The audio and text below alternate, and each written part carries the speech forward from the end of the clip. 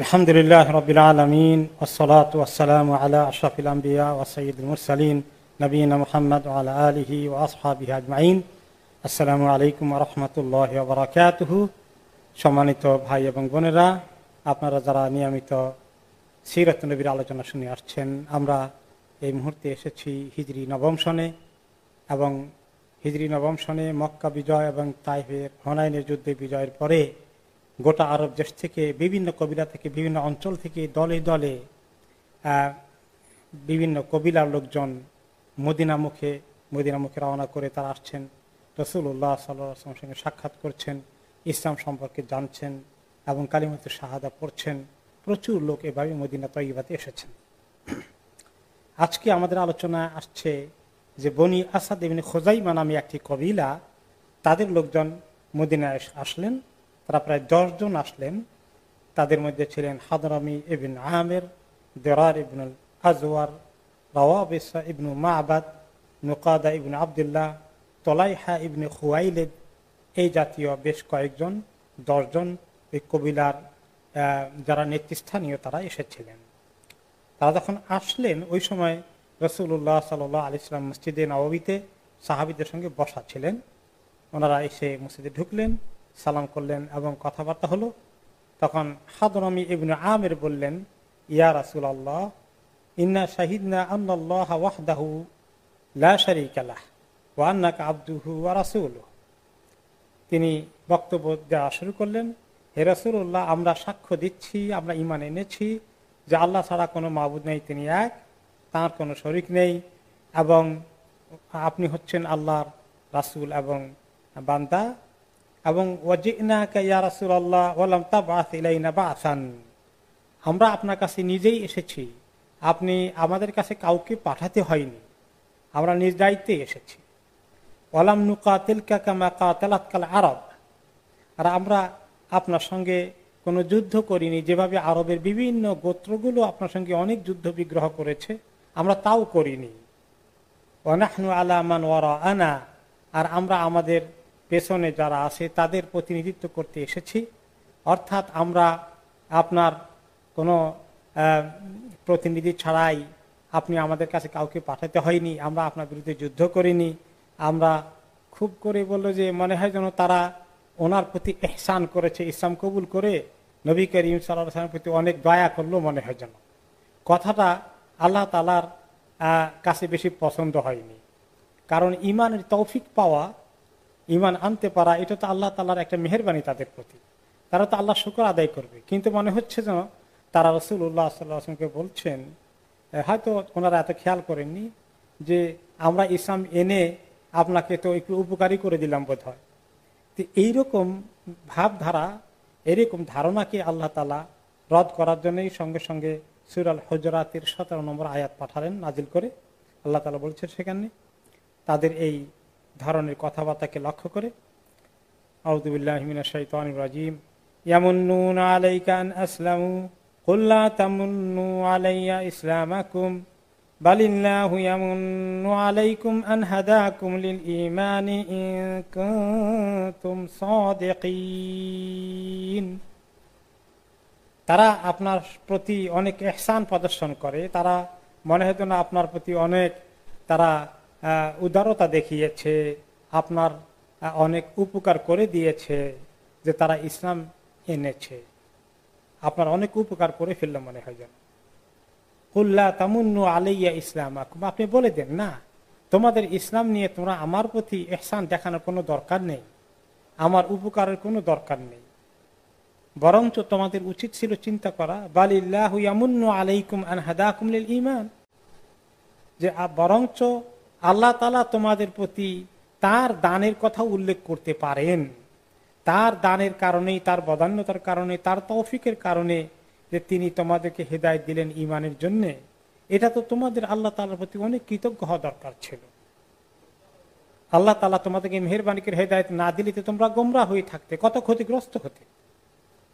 In কুনতুম সাদিকিন, যদি সত্যিকার ঈমানদার হও তাহলে তোমরা এভাবেই চিন্তা করা উচিত যে আল্লাহ তাআলা তোমাদের প্রতি কত ইহসান করেছে।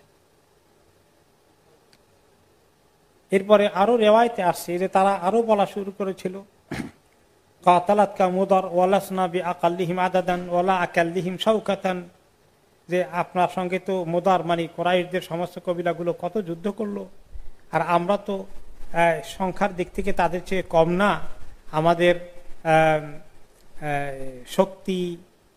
শক্তির দিক থেকে আমরা কম না, আমরা চাইলে তো আপনার সঙ্গে লড়াই করতে পারতাম, তাও তো করিনি। তো এই কথাবার্তা যখন তারা বলল, তখন আবু বকর ওমর রাদিয়াল্লাহু আনহুমা এগুলা শুনে বললেন, তাকাল্লামু হাকাদা, তারা এভাবে কথা বললো, ইয়া রাসূলুল্লাহ, এটা কি ঠিক হলো? নবী করিম সাল্লাল্লাহু আলাইহি সাল্লাম বললেন, লা, না থাক, এটাকে নিয়ে তোমরা মাইন্ড করো না। ইন্না ফিকহা হাউলাই কালিল ওয়া ইন্না শাইতানা ইয়ানতিকু আলা আলসিনাতিহিম, যে আসলে এদের বুঝ কম, জ্ঞান কম, কি কথা তারা বলছে, ইসলাম কবুল করে আমাদের প্রতি তারা কত মনে যেন দয়া করে ফেললো, এইরকম একটা ধারণা তারা নিয়ে এসেছে। অথচ আল্লাহ তাআলা যে তাদেরকে উল্টাপাল্টা রাস্তায় নিয়ে যাননি, কুফরি শিরকের তরিকে থাকতে গিয়ে যুদ্ধ বিগ্রহ করেনি, বরঞ্চ তারা শান্তিপূর্ণভাবে ইসলামকে কবুল করতে আল্লাহর পক্ষ থেকে তাদের প্রতি তৌফিক দেওয়া হয়েছে, এটা তারা বুঝতে পারেনি। তো শয়তান তাদেরকে তাদের জবান দ্বারা এই উল্টাপাল্টা কথা বলিয়ে দিচ্ছে। তাহলে এখানে আমরা একটা দলিল পেলাম যে শয়তান মানুষের উপর সওয়ার হয়ে যায়, মানুষকে গোমরা করতে পারে, মানুষকে দিয়ে অন্যায় কথা বলাতে পারে। আমরা যখন রাগ গোসা হয়ে যাই, শয়তান জয়েন করে আমাদের মুখে দিয়ে অনেক অন্যায় কথাবার্তা বের করে নিয়ে আসে। এই জন্য আল্লাহ তাআলার কাছে সবসময় আমাদেরকে তৌফিক চাইতে হবে শয়তান থেকে আশ্রয়, আর দিন ইসলামের কথা মনে করতে হবে যে কেউ কেউ আমরা যারা ইসলামের খেদমত করি, দিনের খেদমত করি, এলেম কালামের কাজ করি, দাওয়াতি দিনের কাজ করি, আমরা অনেক সময় মনে করি আমি তো অনেক কিছু করে ফেলছি, আমি কত কাজ করছি দিনের জন্য, আমি কত এলেম প্রচার করছি, আমি কত নসিহাত করছি, এগুলো আমি অনেক কিছু করে ফেলেছি, আল্লাহ মাফ করুন, এগুলো আমাদের ধ্বংসের কারণ হয়ে যাবে, ক্ষতির কারণ হয়ে যাবে। বরঞ্চ আমি যদি, আপনি যদি, কেউ যদি আমরা একটু দিনের কাজ করি, তাহলে মনে করতে হবে যে আমি আল্লাহর প্রতি কত কৃতজ্ঞ থাকা উচিত। আল্লাহ তাআলা আমাকে তার দিনের কাজের জন্য ব্যবহার করেছেন, আল্লাহ তাআলা আমাকে তৌফিক দিয়েছেন। আর তার পাশাপাশি সবসময় দরখাস্ত দিতে হবে যে আল্লাহ আপনি আমাদের কাজকে কবুল করেন, আমার খেদমতকে কবুল করেন। আল্লাহ তাআলা যদি কবুল না করেন, আমি সারা দিন কত সময় দিচ্ছি, এগুলা কিচ্ছু কাজে আসবে না। কারণ আমার মনে হচ্ছে যেন নিয়তের পরিশুদ্ধতা নেই, আমি হয়তোবা এই কাজের জন্য আল্লাহ তাআলার কাছে বরঞ্চ দায়ী হয়ে যেতে পারি কিনা। এই জন্য সমস্ত আম্বিয়া কেরাম আল্লাহ তাআলার কাছে দিনের জন্য কোনো কাজ করলে শুধু এটার জন্য এটা জাহির করতেন না, এটা প্রকাশ করতেন না, এটা বলতেন না, বলে বেড়াতেন না। তারা শুধুমাত্র আল্লাহর কাছে দরখাস্ত দিতেন যে আল্লাহ আপনি কি মেহেরবানি করে কবুল করবেন আমার কাজটুকুন।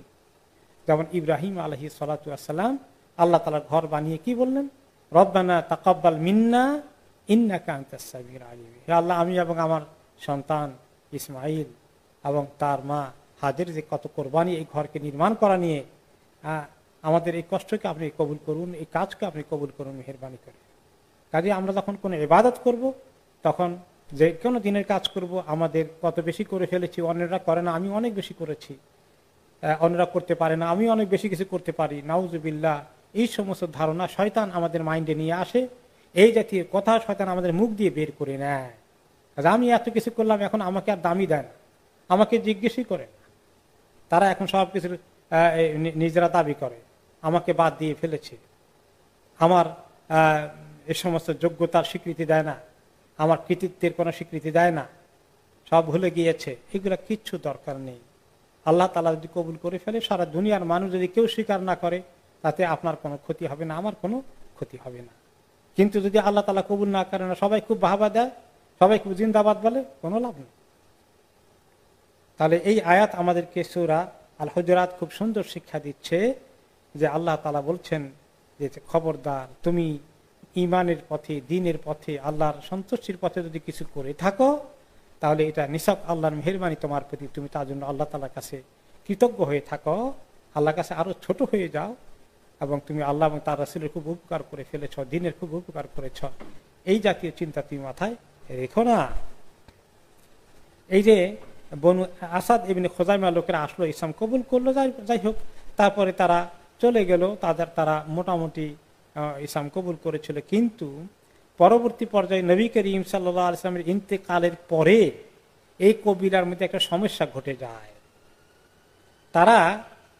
তাদের মধ্যে একজন ছিল তোলাইহা ইবনে খুয়াইলিদ আল আসাদি, যে 10 জন এসেছিলেন বনি আসাদ ইবনে খুজাইমা কবিলা থেকে মদিনায় ইসলাম কবুল করার কথা বলতে। এই 10 জনের একজন ছিলেন কে? তোলাইহা ইবনে খুয়াইলিদ আল আসাদি।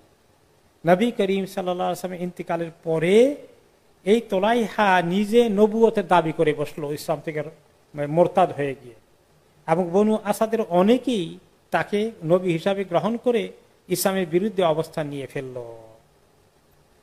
আবু বকর সিদ্দিক রাদিয়াল্লাহু আনহু খলিফা হওয়ার পরে, নবী করিম সাল্লাল্লাহু আলাইহি ওয়াসাল্লাম ইন্তেকালের পরে তারা এই কাজ করে বসলো। পরে খালিদ ইবনে ওয়ালিদ রাদিয়াল্লাহু আনহুকে পাঠিয়ে দিয়ে আবু বকর রাদিয়াল্লাহু আনহু তাদেরকে দমন করলেন, এবং তারা অনেকেই নিহত হয়ে গেল এবং অনেকেই পালিয়ে গেল। পরে অবশ্য এই যে তোলাইহা যে নিজে নবুয়তের দাবি করেছিল, আল্লাহ তাআলা তাকে আবার সমঝ দান করলেন, সে রিয়েলাইজ করলো, বুঝতে পারলো, তিনি আবার তওবা করলেন, আবার ইসলাম কবুল করলেন। পরে ভালোই মুসলিম হিসাবে জীবনযাপন করেছিলেন, মুসলিম হিসাবে ওনার মৃত্যু হয়ে গেল। তাহলে দেখেন, মানুষের ভিতরে গোমরাহি চলে আসা অসম্ভব কিছু না। আল্লাহ নবীর হাতে বায়াত করে ইসলাম কবুল করলেন, পরে আবার মোরতাদ হয়ে গেলেন, মিথ্যা নবীর দাবিদার হয়ে গেলেন, আবার আল্লাহ তাআলা মেহেরবানি করে তাকে হিদায়াত দিয়ে ফেলেন। সুবহানাল্লাহ। পরবর্তী পর্যায়ে বনু আসাদের সবাই অবশ্য যারা বেঁচে ছিল, পরে আবার সবাই প্রকৃত ইসলামে ফেরত এসেছেন, এবং তাদের মধ্যে আর পরে কোনো সমস্যা হয়নি এই দুর্ঘটনার পরে।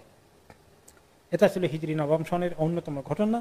এরপরে হিজরি নবম সনে আরেকটি ঘটনা ঘটে। নবী করিম সাল্লাল্লাহু আলাইহি ওয়াসাল্লাম রবিউল আউয়াল মাসে আদ-দাহহাক ইবনে সুফিয়ান আল কিলাবি রাদিয়াল্লাহু আনহুকে পাঠালেন ছোট্ট একটি অভিযানে কয়েকজন সাহাবীকে নিয়ে আল কোরাতা এলাকায়। কোরাতা এলাকা, সেটা বেশ কিছু কবিলা সেখানে বসবাস করে। তাদের কাছে তিনি তাদেরকে এই কয়েকজন সাহাবীকে পাঠালেন তাদেরকে দিনে দাওয়াত দিতে, এবং তাদের মধ্যে ছিলেন তাদেরই এই কোরাতা বংশ থেকে, কবিলা থেকে আসাই আসিয়াদ ইবনে সালামা ইবনে কোরাত। এই কোরাত বংশের আসিয়াদ নামে এই ব্যক্তি, তিনি আগেই ইসলাম কবুল করে মদিনায় হিজরত করেছিলেন। ওনাকে সহ এই দলের মধ্যে পাঠালেন যে তারা আল কোরাতা এলাকায় এই কোরাত বংশের লোকদেরকে তারা দিনে দাওয়াত দিবেন। তখন তারা সেখানে তাদের সঙ্গে যখন এই এলাকায় গেলেন, গিয়ে ওনাদেরকে ইসলামের দাওয়াত দিলেন, কিন্তু তারা শেষ পর্যন্ত দাওয়াত দিলই না, দুশমনি শুরু করে দিল, এমনকি তাদের প্রতি পাল্টা আক্রমণ করা শুরু করে দিল। তখন নবী করিম সাল্লাল্লাহু আলাইহি ওয়াসাল্লাম সাহাবীরা তাদেরকে পাল্টা আক্রমণ করলেন, এমনকি তাদের সঙ্গে আসিয়াদ যিনি ছিলেন এই বনি কোরাতা আল কোরাতা এলাকা, তিনি নিজেও তাদের বিরুদ্ধে যুদ্ধ করেন। সবাই ওনার গোষ্ঠী, তারা এখন কাফের হয়ে গেছে, কিন্তু তিনি মুসলিম হয়ে মুসলমানদের পক্ষ হয়ে এসেছেন। এরপরে যুদ্ধে তারা অনেকেই পালিয়ে গেল এদিকে সেদিকে, সুবিধা করতে পারলো না। তার মধ্যে ছিল আসিয়াদ ইবনে সালামা। আসিয়াদ যিনি মদিনা থেকে এসেছেন কোরাতা এলাকায়, উনি অরিজিনালি কোরাত এলাকার লোক, উনি নিজে লড়াই করছেন মুসলমানদের পক্ষ থেকে। তিনি পেয়ে গেলেন তার বাবা সালামাকে, যিনি কাফেরদের অন্যতম নেতৃত্ব দিচ্ছেন। একটা ঘোড়ায় চড়ে তিনি এখনো কাফেরদেরকে নেতৃত্ব স্থানীয় পর্যায়ে আছেন এবং মুসলমানদের মোকাবিলা করার চেষ্টা করছেন। তিনি সন্তান ছেলে গেলেন বাবার কাছে, গিয়ে তাকে বুঝালেন যে আপনি বাবা এগুলো ছেড়ে দেন, ইসলামের দুশমনী, আপনি ইসলাম কবুল করেন, আমি নবী করিম সাল্লাল্লাহু আলাইহি ওয়াসাল্লামের কাছে আপনাকে পৌঁছে দিয়ে নিরাপত্তার ব্যবস্থা করব, আপনি এগুলো বাদ দেন। কিন্তু সালামা কোনো রকমেই সেটা শুনল না, বরঞ্চ তার সন্তান যে আসিয়াত, যে মুসলিম হয়েছে, তাকে অনেক গালিগালাজ করলো এবং তার দিনকে গালিগালাজ করলো খুব বিশ্রী ভাষায়। শেষ পর্যন্ত সে ইসলামের বিরুদ্ধে অস্ত্র চালিয়েই যাবে। এই তখন তো এখন যুদ্ধের ময়দানে আসিয়াত এই মুহূর্তে তিনি তার দায়িত্ব পালন করতে গিয়ে তিনি তার ঘোড়াকে অ্যাটাক করলেন, ঘোড়াকে আক্রমণ করলেন। তিনি ঘোড়ার উপরে বসা ছিলেন বাবা, তারপর বাবা পড়ে গেলেন, কিন্তু তিনি তার বাবাকে হত্যা করেননি, ধরে রেখেছেন। অন্য একজন সাহাবী এসে বাবাকে হত্যা করে দিল, কারণ সেই মুসলমানদের সঙ্গে যুদ্ধের ময়দানে বিরোধী শক্তির মধ্যে আছে। এবং আসিয়াদ তিনি সেটা বাধাও দেন নাই, কারণ তিনি জানেন এখন ইসলামী নির্দেশ, বাবা ইসলামী দুশ্মনী করেছে, এখন তিনি নিজে হত্যা করবেন এর দূর তিনি করেননি। কিন্তু অন্য মুসলিম যখন তার পিতাকে হত্যা করেছে তিনি সেখানে কোনো বাধা সৃষ্টি করেননি, তিনি তার ইমানি এই দাবি পূরণ করার চেষ্টা করেছেন, তিনি দুর্বলতা দেখান। এরপরে আরেকটি ঘটনা ঘটে এই হিজরি নবম সনে। হাবাসা ইথিওপিয়া থেকে কিছু লোক এসে তারা জেদ্দা এলাকার পাশে সমবেত হয়েছে এবং তারা প্রস্তুতি নিচ্ছে যে তারা প্রয়োজন বোধে আরো লোকজন জোগাড় করে আরব এলাকা নবী মুহাম্মদ সাল্লাল্লাহু আলাইহি ওয়াসাল্লামের বিরুদ্ধে তারা যুদ্ধ ঘোষণা করবে। এইরকম প্রস্তুতির খবর ওনার কাছে পৌঁছে গেল মদিনাতে। তখন তিনি আলকামা ইবনে মুজাজ্জির আল মুদলিজি রাদিয়াল্লাহু আনহুর নেতৃত্বে রবিউল আউয়াল মাসে তিনি প্রায় 300 সাহাবীর একটা বাহিনী পাঠিয়ে দিলেন। তারা যখন জেদ্দা অভিমুখে রওনা হয়েছেন, ইতিমধ্যেই তারা খবর পেয়ে গেল দুশমনের দল যে মদিনা থেকে সুসজ্জিত 300 বাহিনীর লোক আসছে। তখন তারা রণে ভঙ্গ দিয়ে পলায়ন করলো, তাদেরকে আর খুঁজে পাওয়া গেল না, তারা সাগর পাড়ি দিয়ে চলে গেল। তাহলে ওখানে পৌঁছার পরে আলকামা রাদিয়াল্লাহু আনহু এবং সাহাবীরা কাউকে আর খুঁজে পেলেন না। অতঃপর তারা মদিনা চলে আসলেন। আসার পথে একটা ঘটনা ঘটে, ওনারা 300 লোকের বাহিনী আসছেন তো ফেরত জেদ্দা থেকে মদিনার দিকে। আলকামা ইবনে মুজাজ্জির আল মুদলিজি তিনি হচ্ছেন কমান্ডার, সবাইকে নিয়ে তিনি আসছেন। তো মদিনা একটু কাছাকাছি বা মাঝ রাস্তায় আসার পরে ওখানে কিছু সাহাবী বললেন, আপনারা তো সবাই মিলে একসঙ্গে আসছেন, তো আপনাদের তো কেউ মানে পদব্রজে আছেন, কেউ ঘোড়া বা জানা পশুতে চড়ে উঠে চড়ে আসছেন, আমাদের ঘোড়া টোড়া আছে, তা আমরা আপনারা পারমিশন দিলে আমরা কয়েকজন একটু ঘোড়া টোড়া নিয়ে জলদি করে দ্রুত মদিনায় পৌঁছে যাই, বাড়িতে চলে যাই আপনাদের অনুমতি থাকলে। তখন তাদের কমান্ডার আলকামা ইবনে মুজাজ্জির তিনি তাদেরকে অনুমতি দিলেন। বেশ কয়েকজন তারা মদিনাতে আর্লি চলে আসার জন্য ওনারা দ্রুত গতিতে আসবেন এইভাবে জার্নি করলেন। তো তাদের যে কয়জনকে তিনি পাঠালেন সেই কয়জনকে আবার একজন আমির বানিয়ে দিলেন, আব্দুল্লাহ ইবনে হুযাফা আস-সাহমী রাদিয়াল্লাহু আনহুকে। আব্দুল্লাহ ইবনে হুযাফা আস-সাহমী রাদিয়াল্লাহু আনহুকে তিনি লিডার করে এই কয়েকজনকে বলেন যে ঠিক আছে, ওনার নেতৃত্বে আপনারা মদিনায় যদি আগে পৌঁছে যেতে চান চলে যান। এখন ওনারা ওনাদের আগে আগে চলে আসছেন। তো তা তো আসতে কয়েকদিন লাগছে, কারণ জেদ্দা থেকে মদিনা অনেক দূর। তো একবার যখন যাত্রা বিরতি করলেন রাত্রে, ওনারা খাওয়া দাওয়া করবেন, আর একটু মরুভূমিতে অনেক সময় বিশেষ শীতকাল হয়ে গেলে খুব ঠান্ডা লাগে রাত্রেবেলা, তখন তারা একটু আগুন জ্বালালেন। আগুনের মধ্যে আগুন পোহাবেন একটু শীত দূর করার জন্য, ঠান্ডা দূর করার জন্য। আর ওখানে ওনারা কিছু খাবার দাবার পাকশাক করবেন, হয়তো কোনো একটা ছাগল টাগল জবাই করে কাবাব টাবাব বানাবেন, এইরকম অবস্থায় আছেন। তো সবাই এই প্রস্তুতি চলছে। এখন ওনাদের যে কমান্ডার যাকে করে পাঠানো হয়েছে, ছোট্ট গ্রুপ লিডার আব্দুল্লাহ ইবনে হুযাফা আস-সাহমী, তিনি ছিলেন খুব রসিক মানুষ, খুব যোগ টোক ভালোই পারতেন, যোগ করা তিনি খুব পছন্দ করতেন। ওনার মাথায় এক জোকের দুষ্ট বুদ্ধি মাথায় আসলো একটা। তো তিনি তাদেরকে বললেন, শোনো, আচ্ছা আমি তো তোমাদের আমির, তাই না? যে হ্যাঁ, আপনি তো আমাদের আমির, তো আমার হুকুম মানা, আমি হুকুম দিলে শোনা এবং সেটা মানা কার্যকরী করা কি আপনাদের উপর ফরজ? যে অবশ্যই ফরজ। তা আমি যদি এখন একটা হুকুম দেই আপনারা পালন করবেন সবাই? বলে অবশ্যই, কেন আমরা আপনার কথা অন্যথা করবো, কারণ রাসূলুল্লাহ সাল্লাল্লাহু আলাইহি ওয়াসাল্লাম তো বলছেন আমিরের নির্দেশ মান্য করতে হয়। তখন তিনি বললেন, এটাই যদি ঠিক হয় তাহলে আমি এখন তোমাদেরকে নির্দেশ দেব যে আমার কমান্ড হচ্ছে এই জ্বলন্ত আগুনে এখন ঝাঁপ দিবা সবাই। কি মহা মুশকিলের কথা!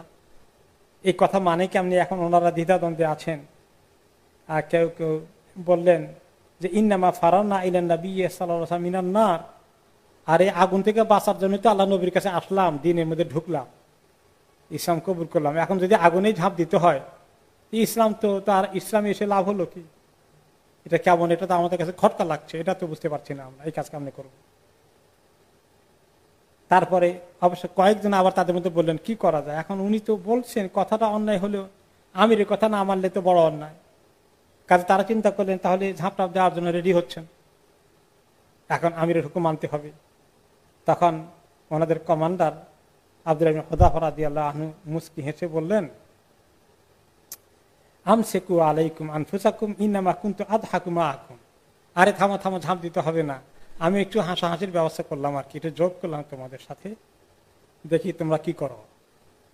তো এরকম যোগ করা অবশ্য ভালো না, এটা শরীয়তে নিষেধ, কিন্তু সাহাবী হয়তো তিনি এটা মিস্টেক করে ফেলেছেন। তারপরে এই ঘটনা শেষ, ওনারা মদিনায় পৌঁছে গেলেন। মদিনায় পৌঁছার পরে কিছু কিছু সাহাবী বললেন, ইয়া রাসূলুল্লাহ, এই আমাদের গ্রুপ লিডার তো আমাদেরকে এরকম করে আগুনে ঝাঁপ দেওয়ার মতো হুকুম দিয়ে ফেলেছিলেন, এবং তিনি যোগ করলেন কয়েকজন তো অলরেডি চিন্তাই করেছিল যে আমিরের হুকুম মানা এটা ফরজ, আপনার নির্দেশ, ঝাঁপ দেওয়ার জন্য রেডি হচ্ছিল অলমোস্ট। যদি ঝাঁপ দিয়ে ফেলতো কি অবস্থা হতো ইয়া রাসূলুল্লাহ, তাহলে এর পরিণতি কি হতো? ওনারা একটু জানতে চাইলেন, যদি কেউ এটাই মনে করছে যে আমিরের হুকুম মানা ফরজ, আমি ঝাঁপ দেই, তাহলে তার অবস্থা কি হতো আল্লাহর কাছে। তখন তিনি বললেন, লাউ দাখালতুমুহা লাম তাজালু ফিহা ইলা ইয়াউমিল কিয়ামা, তোমরা যদি সেখানে আগুনে ঝাঁপ দিতে তো কিয়ামত পর্যন্ত আগুনের মধ্যেই থাকতে। দুনিয়ার আগুন নিভে গেলেও তোমরা আখিরাতের আগুন তোমাদের জ্বলতে থাকবে। কারণ কি? এইটা তো কোনো মুসলমান করা ঠিক নয়। কেন মুসলমান আত্মহত্যার মতো কাজ করবে, আগুনে ঝাঁপ দেবে? এখন এই যে আনুগত্যের ব্যাপারে কারো কারো কনফিউশন হয়েছিল যে আমির আনুগত্য না করলে তো এটা বড়, অনেক বড় নাফরমানি হয়ে যায় শরীয়তের। আল্লাহ তাআলা বলেছেন, আতিউল্লাহ ওয়া আতিউর রাসূল ওয়া উলিল আমরি মিনকুম, তোমরা আমিরের কথা শোনো, তোমার আল্লাহর কথা শোনো, আল্লাহ নবীর কথা শোনো, মানো, এবং তোমাদের মধ্যে যারা আমির, তোমাদের দায়িত্বশীল, তাদের কথা শোনো। তখন তিনি হাদিসে অ্যাড করলেন, লা তাআতা ফি মাসিয়াতিল্লাহ, আল্লাহর হুকুমের নাফরমানি হয়, আল্লাহর দৃষ্টিতে ঠিক না, শরীয়তের বিরোধী কাজ হয়, এখানে আমিরের কোনো হুকুম মানা যাবে না। ইন্নামা তাআতু ফিল মারুফ, আমিরের হুকুম মানতে হবে শুধুমাত্র যেটা মারুফ, শরীয়তের দৃষ্টিতে ভালো কাজ, নেক কাজ, ওইটা।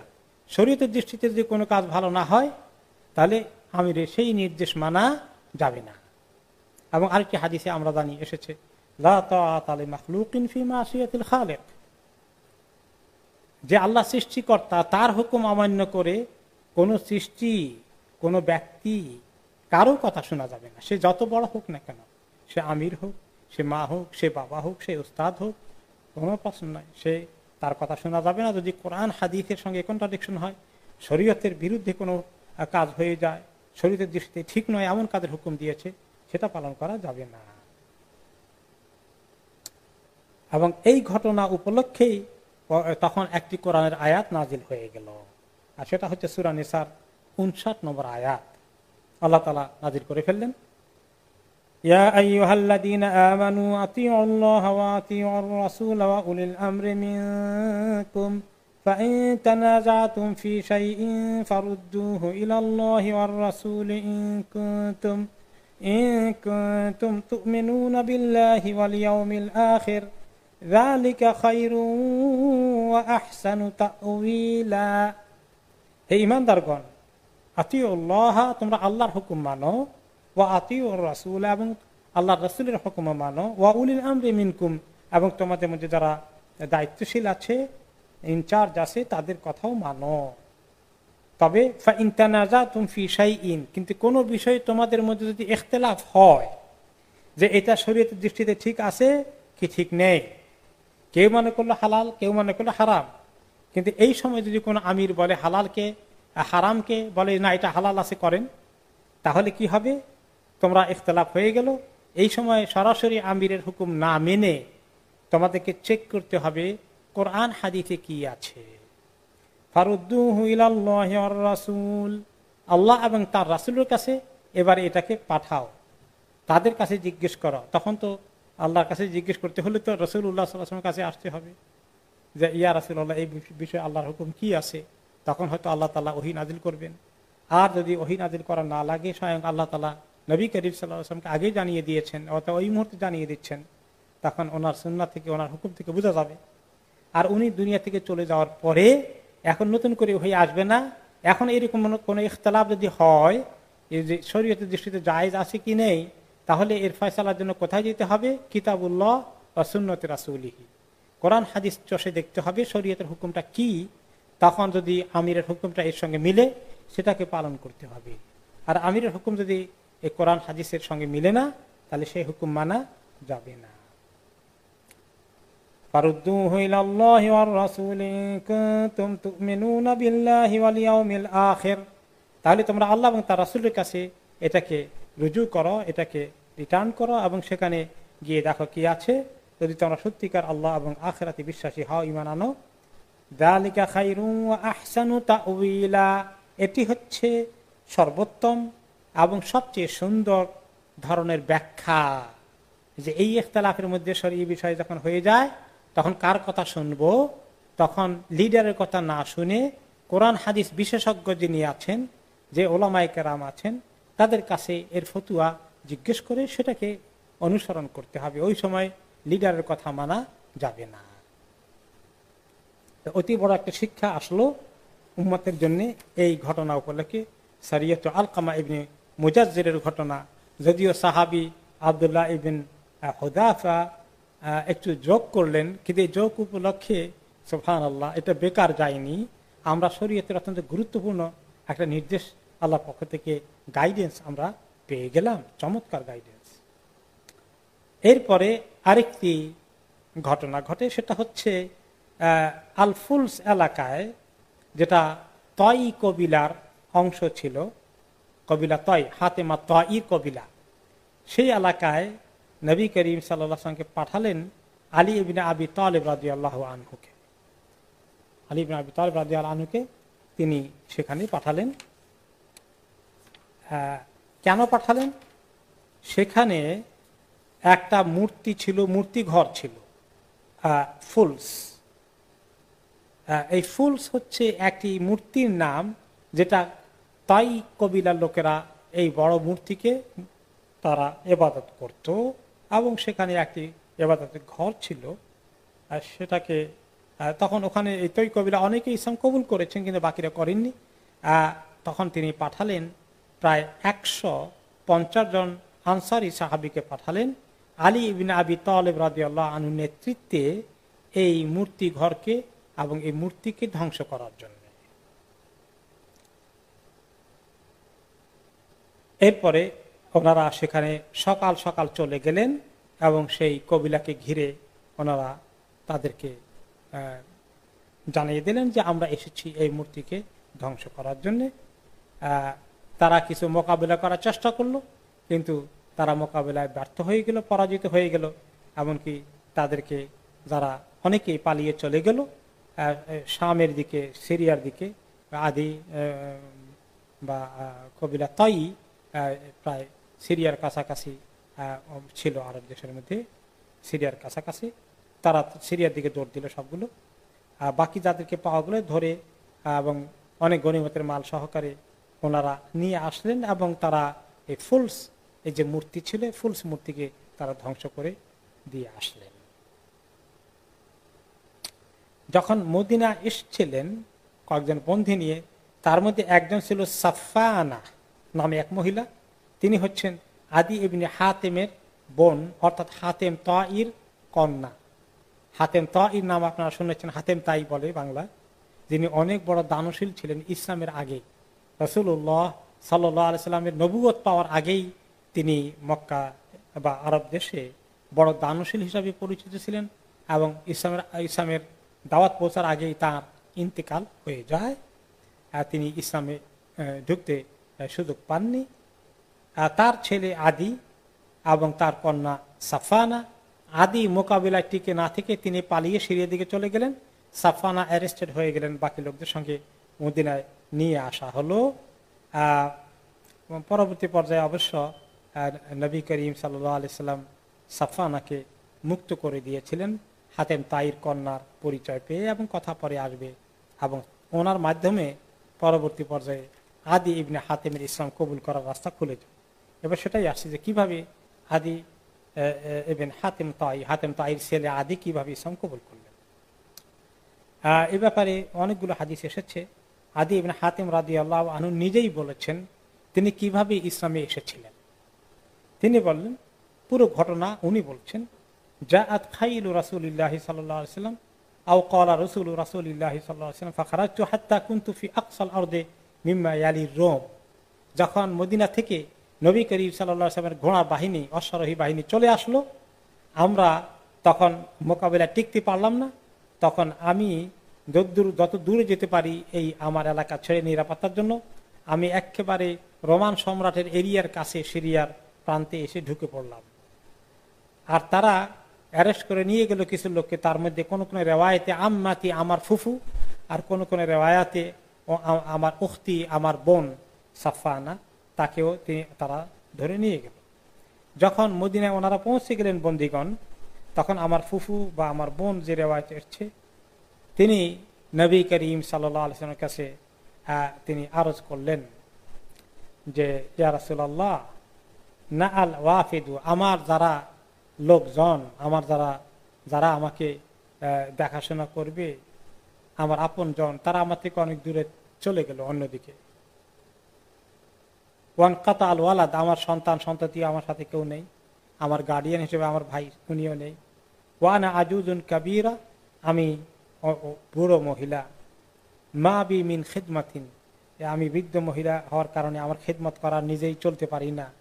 ফামুন্না আলাইয়া মান্নাল্লাহু আলাইকা, আপনি মেহেরবানি করে আমাকে মুক্ত করে দেন, আমি আমার এলাকায় চলে যাই, আল্লাহ তাআলা আপনার প্রতি অনেক ইহসান করবেন, দয়া করবেন।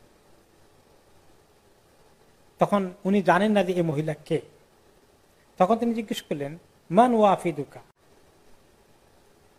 যে তোমার যিনি তোমার দায়িত্ব পালন করার কথা, তিনি দূরে চলে গেছেন, পালিয়ে চলে গেছেন, তিনি কে?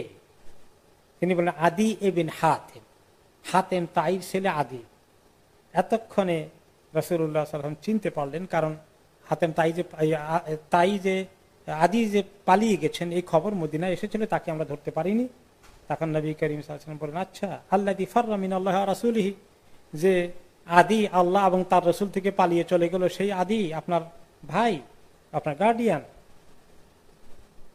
তিনি বলেন জি হ্যাঁ ইয়া রাসূলুল্লাহ, ফামুন্না আলাইয়া, আপনি আমার প্রতি একটু ইহসান করেন, দয়া করেন। এরপরে তখন নবী করিম সাল্লাল্লাহু আলাইহি সাল্লাম ওনাকে মুক্ত করার চিন্তা করলেন। ওকে, তুরা আন্নাহু আলী ইবনে আবি তালিব ক্বালা সালিহি হুমলানান ফাসআলাতহু ফাআমারা লাহা। তখন আলী রাদিয়াল্লাহু তাআলা আনহু সহ আরো কিছু লোকজন ছিল, ওনার পাশে মহিলার প্রতি ওনাদের দয়া হলো। তিনি বললেন তোমাকে তো মুক্ত করে দিয়েছে, তো তুমি আল্লাহ নবীর কাছে দরখাস্ত দাও, ইয়া রাসূলুল্লাহ আমি যাবো কেমনি, বুড়ো মানুষ, আমার জন্য একটা সাওয়ারির ব্যবস্থা করে দেন। তখন নবী করিম সাল্লাল্লাহু আলাইহি সাল্লাম সাওয়ারির ব্যবস্থা করে দিলেন,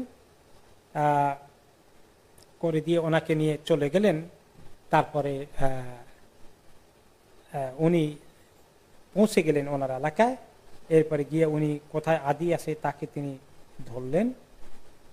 তিনি বলেন যে, মহিলা নিজেই বলেন যে আমি তখন আদিকে বললাম লাকাদ ফাআলতা ফাআলাতান মা কানা আবুকা ইয়াফআলুহা, যে তুমি এমন কাজ করলে তোমার বাবা এই কাজ করতেন না, অর্থাৎ হাতেম তাই এই কাজ করতেন না, আমাদের বাবা এরকম করতেন না, তুমি কাজটা কেন করলে?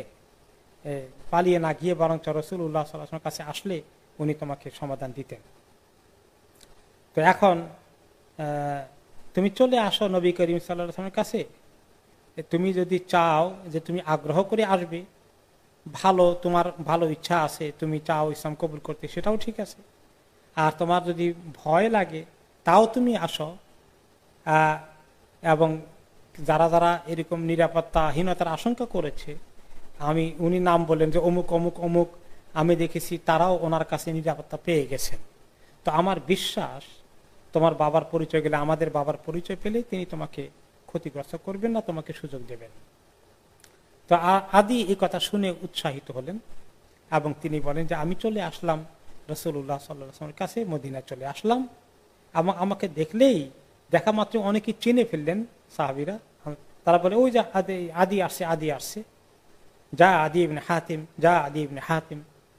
এই সবাই কথা বলা বলি শুরু করে দিল। তারপর আমি আসলাম রাসূলুল্লাহ সাল্লাল্লাহু আলাইহি ওয়াসাল্লামের কাছে, ওনার সামনে কথা বলা শুরু করে দিলাম। তিনি আমাকে দেখা করার সাথে সাথে বলেন, ইয়া আদি ইবনে হাতিম, মা আফাররাকা আন ইউকাল লা ইলাহা ইল্লাল্লাহ, যে কোন জিনিস তোমাকে নিয়ে গেল, কোন জিনিস তোমাকে দূরে সরিয়ে নিয়ে গেল এই কথা বলা থেকে যে আল্লাহ ছাড়া কোনো মাবুদ নেই। ফাহাল মিন ইলাহিন ইল্লাল্লাহ, সত্যি করে বলো তো আল্লাহ ছাড়া কি আসলে কোনো মাবুদ আছে? মা আফাররাকা আন ইউকাল আল্লাহু আকবার, আল্লাহু আকবার, আল্লাহ সবচেয়ে বড়, এই কথা বলতে কি তোমার খুব কষ্ট হয়? এটা শুনতে কষ্ট হয়? এই কথা কি তুমি বরদাস্ত করতে পারো না? এরপরে ফাহাল মিন শাইইন আকবার মিন আল্লাহ, আল্লাহ তাআলার চেয়ে বড় কি আর কেউ আছে?